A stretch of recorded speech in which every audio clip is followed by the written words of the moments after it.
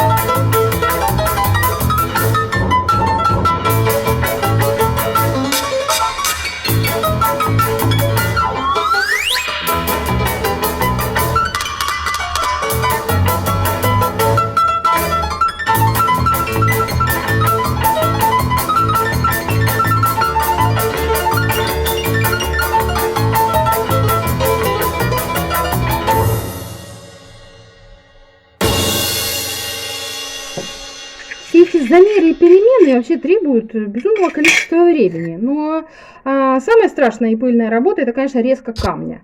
Ну, что не такая она, не так, конечно, страшен черт, как его малюют, разумеется, не такая она и страшная, но не женская эта работа, не женская.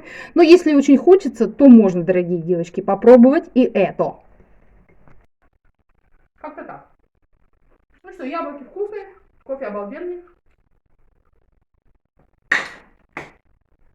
Камин каменистый. Ну, а я красавица, как всегда.